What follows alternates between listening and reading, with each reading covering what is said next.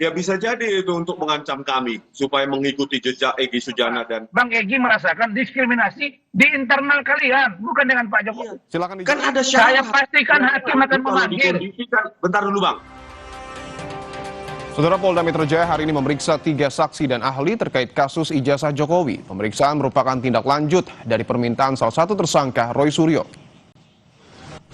Tim kuasa hukum Roy Suryo CS menyatakan dari 7 saksi dan ahli yang dipanggil, 3 diantaranya telah hadir hari ini. Tim hukum Roy menyebut ketiga ahli yang dihadirkan akan memberikan keterangan terkait metode ilmiah hingga penerapan pasal Undang-Undang ITE yang dinilai tidak tepat. Salah satu saksi ahli yang diperiksa hari ini adalah Tono Saksono, ahli image processing dan digital forensik. Yang dihadirkan akan menjelaskan bahwa metode yang digunakan Roy Suryo dan Rismon Sianipar bukanlah rekayasa atau manipulasi data.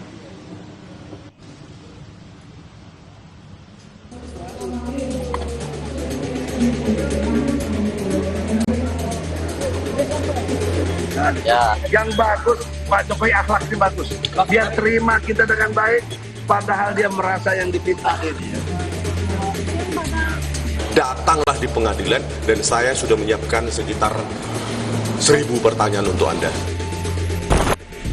Tersangka dugaan fitnah ijazah Jokowi, Rismon Sianipar, menilai penghentian kasus untuk tersangka Egy Sujana dan Damai Hari Lubis sebagai sikap berhenti berjuang. Meski begitu, Rismon tegaskan dirinya bersama Roy dan Dr. Tifa akan melanjutkan upaya membuka fakta dugaan ijazah palsu Jokowi. Kami menganggap ya mereka sudah selesai sih.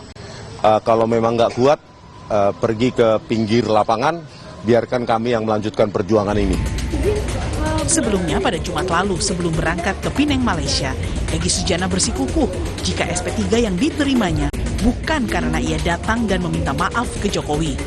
Menurut Egy, Jokowi yang memerintahkan penyidik untuk mengeluarkan SP3 bagi dirinya usai menjelaskan alasan status tersangkanya tidak sesuai prosedur. Egy juga bilang Jokowi memiliki akhlak yang bagus. Saya datang bukan untuk minta maaf. Ini saya sampaikan depan beliau. Kenapa? Karena saya tidak pantas ditersangkakan. Satu, saya advokat. Advokat itu punya undang-undang, namanya Undang-Undang tentang Advokat nomor 18 tahun 2003 pasal 16. Kedua, saya melapor lebih dulu. Tapi kenapa dilapor balik? Nggih, itu saya senang dengan kebaikan beliau luar biasa dalam akhlak ya, akhlak.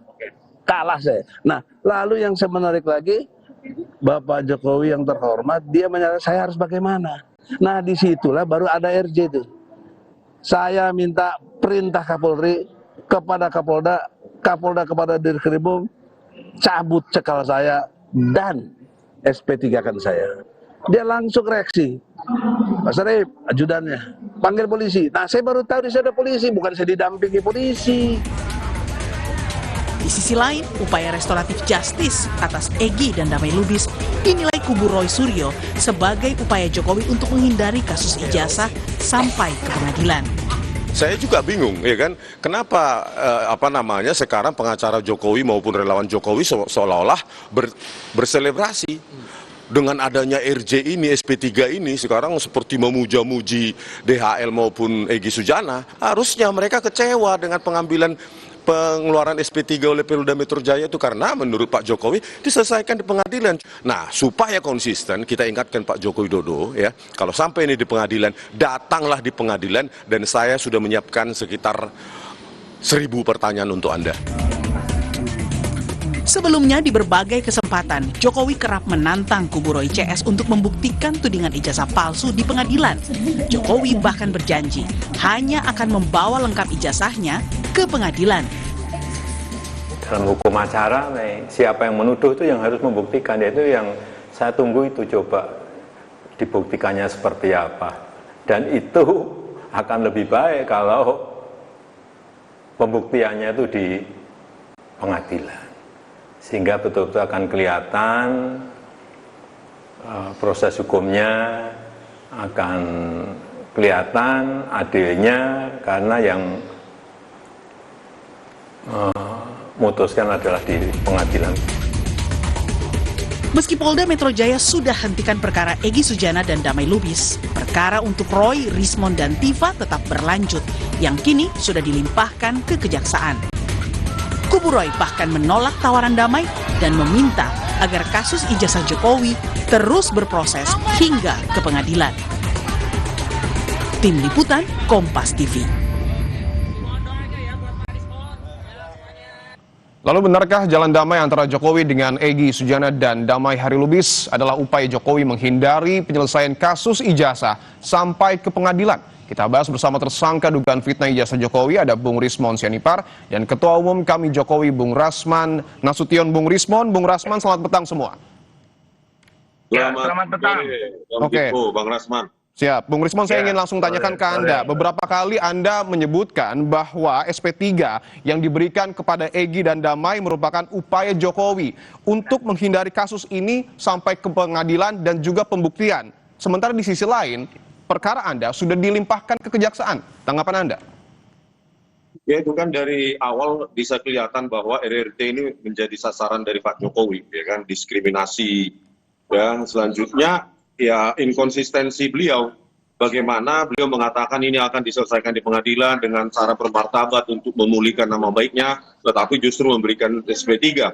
Dan para pengacara Jokowi juga mengatakan bahwa hal itu bukti kenegarawanan Joko Widodo. Kalau memang negarawan, ya seharusnya jangan dilaporkan semua, jangan diskriminasi, harusnya sejak awal tunjukkan saja, karena ijazah itu kan sudah dipakai untuk mendapatkan jabatan bahkan tertinggi di Republik ini, ya.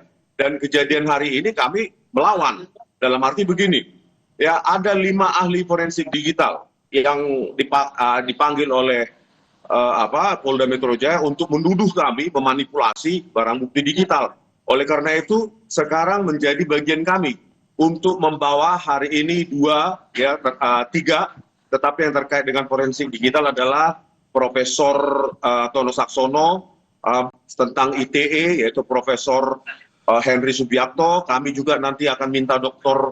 Ridho Rahmadi, ada juga Dr. Ledi dan lainnya gitu. Jadi supaya fair, ya, Polda Metro Jaya juga ya harusnya memberikan kesempatan 5 ahli kami, ahli ITE, para profesor dan doktor, sehingga didengarkan pendapatnya, dan itu dituliskan dalam BAP dan menjadi catatan dan perhatian untuk Kejaksaan. Oke. Jadi tidak timpang. Bung Rismond, saya ingin tegaskan sekali lagi, ketika berkas Anda, Bung Roy dan Dr. Tifa sudah dilimpahkan Kejaksaan, tidakkah ini mematahkan argumentasi Anda bahwa Jokowi berupaya menghindari pengadilan? Ya bisa jadi itu untuk mengancam kami supaya mengikuti jejak Egy Sujana dan Damai Harilubis kan. Ya anytime kan bisa. Pak Jokowi kan kelihatan ketika statement dari Bang Egy Sujana di rumah Jokowi, meminta Jokowi untuk memanggil, memerintahkan Kapolri, memerintahkan kepada Kapolda di Reskrimum. Di situ kan sudah ada relasi kuasa. Oke. Bahwa Bang Egy Sujana meminta kepada Jokowi, baik. Berarti Bang Egy Sujana paham. Oke. Jokowi masih berkuasa atas kepolisian Republik Indonesia. Buktinya langsung dipanggil Kompol Sarip untuk memanggil yang ada di situ. Ternyata yang ada di situ itu Prodi dan Kombes Iman Manuk yang sudah ada sebelumnya, sebelum kedatangan Bang Egy Sujana, begitu Bang. Baik, kami sudah menangkap poin Anda. Saya ingin ke Bung Rasman. Bung Rasman, apakah betul Pak Jokowi berupaya menghindari pengadilan, terlebih ketika pemberkasan Bung Rismond dan kawan-kawan dilimpahkan, ini merupakan sebuah ancaman? Bisa Pak, kemana juga nggak bisa pokoknya. Enggak lah. Jadi gini, jangan terlalu lebay ya. Jadi orang Pak Rismond, Roy, Tifa itu dibuat klaster 2 itu karena memang dilihat ada pasal-pasal yang memang mereka lakukan. Nah, jadi kalau dikatakan ini upaya menghindari pengadilan, kan kita dari awal bilang bahwa Pak Jokowi itu justru menunggu di pengadilan. Nah, tetapi di perjalanan berselang berjalannya waktu, ada beberapa orang, termasuklah Pak Egy Sujana, yang bertemu dengan Pak Jokowi untuk melakukan restoratif justice. Jadi RJ itu, orang banyak nanya, itu apa sih RJ? Restorasi untuk keadilan. Kemudian, apanya pemulihan? Nah, Pak Jokowi tidak penting bahwa harus ada perkataan maaf. Tidak. Datang selesai, inilah namanya diplomasi tingkat tinggi. Nah, jadi kalau saya Bung Rismond dan kawan-kawan, kalian itu fokus saja menghadapi peradilan, tidak usah terlalu berpikir akan dipecah belah. Tidak ada yang memecah belah. Saya dulu waktu pertama kali ke Solo juga komunikasi dengan Pak Jokowi. Pak Jokowi itu welcome, wait and see. Termasuk Bung Rismon juga. Oke. Kalau memang mau datang, monggo kita tunggu di sana. Jadi Bung kalau Rasman. saya, Ya. ya. Saya ingin coba Kenapa? dalami bahwa tadi Anda menyebutkan terkait dengan restoratif justice, tetapi dalam KUHP disebutkan bahwa restoratif justice ini harus tercapai kesepakatan damai antara pelaku dan korban. Sementara Egy berkali-kali menyebut tidak meminta maaf. Lalu sepakatnya ini di poin mana? Gampang saya mematahkan itu. 13 Januari, Ibu Elida Neti selaku kuasa hukum dari Bapak Egy Sujana, Abang Egy Sujana, mengajukan surat restoratif justice. Clear itu. Jadi kedua belah pihak sudah ada kesepakatan di Solo, ditindaklanjuti dengan surat oleh penyidik mendalami, maka dipanggillah para pelapor yang lain, Lecumanan dan teman-teman. Sehingga mereka bersepakat karena ada surat permohonan RJ, kemudian Pak Jokowi sudah bertemu di Solo, penyidik ada menyaksikannya, maka diterbitkanlah surat penghentian penyidik. Jadi di sana poinnya. Meskipun tidak ada permintaan maaf. Aduh, maaf itu kan dari Bang Egy kata-kata dia. Surat yang dari Ibu Elida Neti itu apa? Kan permohonan restoratif justice. Permohonan apa? Permohonan damai, mediasi. Jadi Pak Jokowi sudah. Makanya ada polisi di sana untuk mengantisipasi jika nanti ada kesepakatan, maka hubungan antara Pak Egy, Pak Damai Hari Lubis itu clear. Tinggal bagaimana dengan Bung Lecu dan kawan-kawan yang mereka juga pelapor. Ketemu, clear, diterbitkan SP3.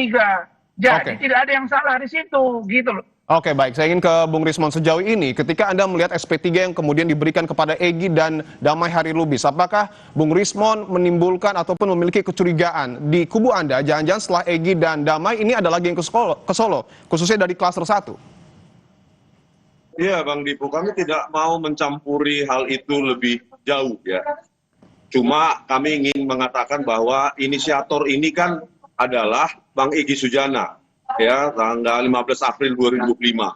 Kenapa justru dia egois hanya menyelamatkan dirinya dan DHL. Sementara kami 15 April 2025 ke UGM itu dipanggil sebagai ahli. Sebagai juga alumni UGM. Kenapa ternyata sekarang itu egois menyelamatkan dirinya sendiri. Sudah sampai cukup di situ saja. Makanya saya katakan kalau memang berhenti di sini silakan berada di pinggir lapangan. Jadi penonton, tidak lagi berkomentar, tidak lagi menjadi pemain. Jadi ada titik lemah sebenarnya yang perlu dipahami Bung Rismon.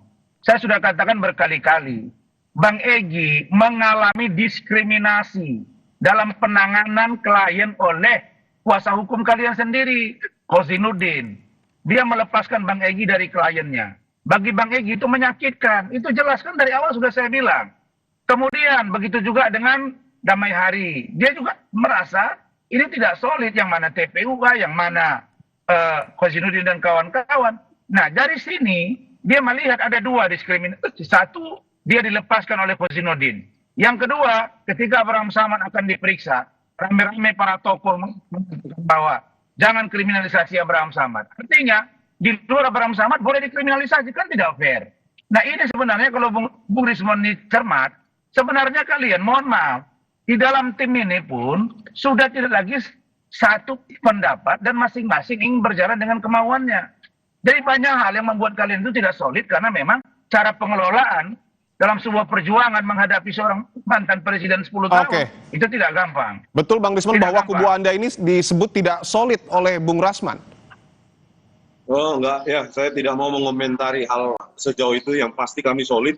Cuma memang tentang kriminalisasi, ya kami juga mengalami kriminalisasi. Contoh, berkas sudah diajukan ke kejaksaan, padahal Polda Metro Jaya ya secara sepihak mengatakan buku Jokowi's White Paper itu tidak No.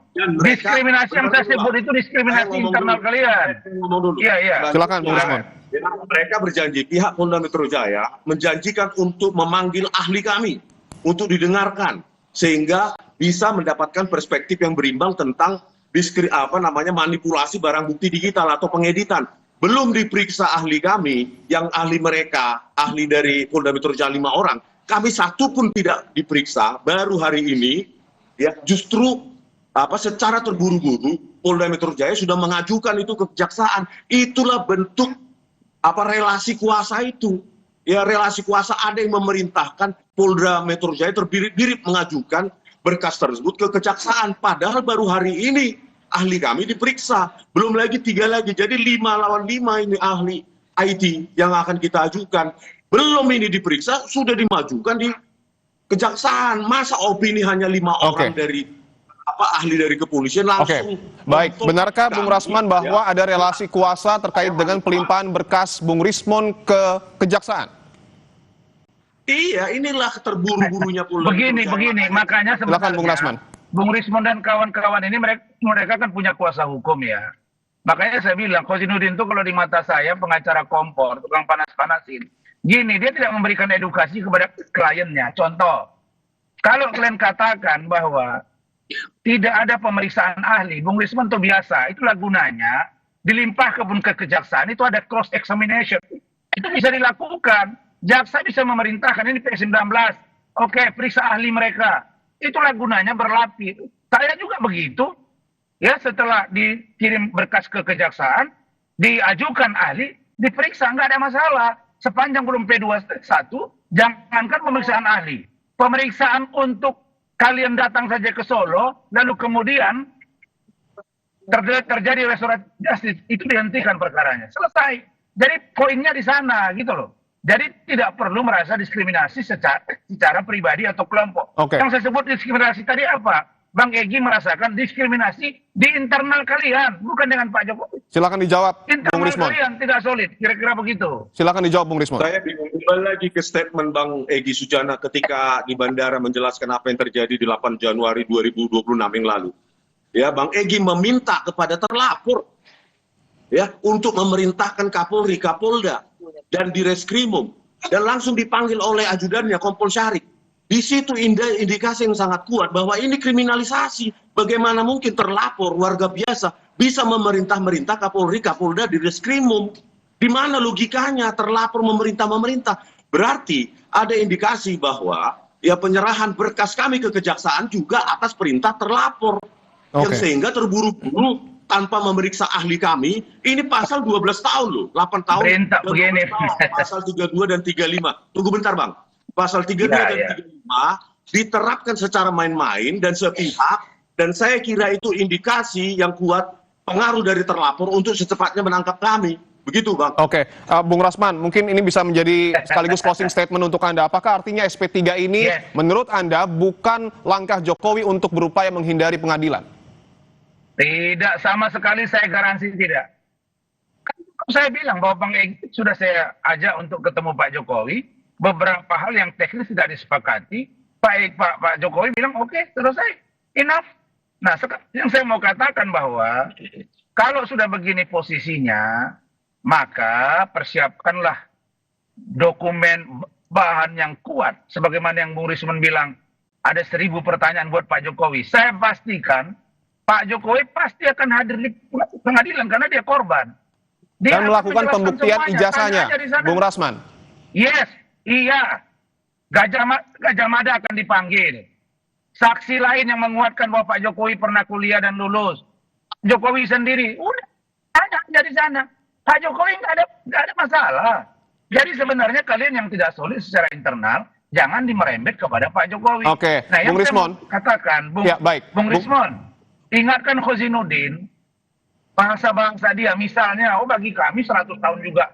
Ya, Bung Rismon, siap. Bung Rasman, kami sudah menangkap poinnya. Bung Rismon, saya ingin tanyakan bahwa tadi Bung Rasman mengatakan Pak Jokowi akan membawa ijazahnya dan memperlihatkan di pengadilan. Tanggapan Anda, Bung Rismon? Pasti. Lihatlah bahwa inkonsistensi dari pernyataan Pak Jokowi ada di mana-mana di ruang publik, gitu loh. Jadi kalau sekarang berjanji, kita kan statementnya kita periksa, kita analisa. Saya akan datang ke pengadilan. Ada anak kalimatnya, ada syaratnya. Kalau hakim memanggil saya yang mulia, kan ada syarat. Saya pastikan hakim akan memanggil. Bentar dulu Bang. Ya, kalau dikondisikan hakim tidak memanggil, dia akan beralasan hakim tidak memanggil saya. Kan tinggal tidak. Itu negative thinking. Tidak boleh dalam hukum acara. Dalam hukum acara Bung Rismon, makanya saya bilang, kalian kan punya pengacara, harusnya dijelaskan mereka dong. Dalam hukum acara, terutama terkait dengan pidana, itu si korban harus diperiksa. Jangankan perdata juga, dia harus menjelaskan, ditanyakan, akan dijelaskan mana ijazahnya, kapan kuliahnya. Silakan tanya pengadilan, pasti akan memanggil. Itu perintah pengadilan. Hadir itu beda, Bang Rasman. Kalau hanya sekedar Tunggu dulu. periksa, nanti hasil pemeriksaan dibaca Pak Joko, di pengadilan Bung Rismon. itu berbeda Bung dengan Rismon. hadir Bung berhadapan Rismon. Baik, silakan, Bung Rasman. Berhadapan dengan Saya jelaskan ke Iya. Bung Rismon ya, Bung Rismon. Ya. Silakan Bung Dengarin Rasman. dulu saya, Bung Rismon. Saya pastikan majelis hakim pasti akan memanggil Pak Jokowi untuk datang dimintai keterangannya. Kenapa? Karena dia Sekarang korban dan siapa Bang pelapor. Rasman Nasution bisa memastikan Jokowi akan hadir di Nah, persidangan? pengadilan itu Bang Rasman memerintahkan dia siapanya Jokowi? Aduh, kalau dia tidak datang, dengarin kata-kata saya. Kalau dia tidak datang, pengadilan memerintahkan hakim, dia tidak datang, maka berpotensi laporan dia gugur secara hukum. Saya kasih contoh di Nikita Mirzani. Oke. Oke, dia dilaporkan, disidangkan di PN Serang. Tidak datang, pelapornya di Tomaindra. 3 kali dipanggil hakim. Karena dia korban, dia lapor, gugur, bebas Nikita Mirzani. Jadi inilah yang saya katakan tadi, karena kuasa hukum mereka ini lebih banyak bicara ke media daripada mengedukasi kliennya. Ujungnya jadi seperti ini. Nah sekarang baru kalian tahu bahwa Egy Sujana itu ternyata penting. Dulu tidak penting-penting amat. Begitu dia pergi, baru kalian tahu, oh ternyata dia mahal ya. Nah itulah yang saya katakan, Oke. soliditas, kesepakatan, komitmen, bangunlah. Kalau kami ini, yang pendukung Pak Jokowi ini wait and see. Mau datang ayo, tidak juga tidak apa-apa. Bagi Saya kami, tambahkan dikit. damai Oke, baik. itu indah. Kalau Itu yang paling ini penting. masalah personal kami, ya, abang jangan nyala-nyalakan PH kami dulu secara prematur. Loh, Baik. Kalau Saya ini mengkritik kan masalah boleh. kami pribadi RRT itu kami ke Kutai Jalan Kutai Utara nomor 1 di Solo sana itu selesai bang, sudah banyak yang nawarin, bukan hanya abang. Baik, aja. abang-abang, kita sudah dapat Nawarin. poinnya. Tentu yang menjadi perhatian Masalah adalah, bangsa Ya. kita. silakan terakhir Bung Rismon, singkat saja. Ya ini masalah bangsa kita supaya sistem seleksi besok 2029 dan selanjutnya itu bisa diperbaiki. Oke, Jangan baik. ada wapres dengan lulusan cuma nggak lulus SMA cuma pakai surat keterangan bisa mencalonkan Baik. diri. Ini yang bahayanya mereka. Belum Baik, selesai baik. Kami satu sudah kasus. mendapat Pak Jokowi poinnya. nambah lagi ke Gibran. Bung Rismon dan juga Bingung saya Bung deh. Rasman, kita lanjutkan di lain kesempatan. Masa kasus seperti Dan tentu kita ini? akan tunggu proses hukumnya. Terima kasih sekali lagi Bung Rismon dan juga Bung Rasman telah bergabung di Kompas Petang.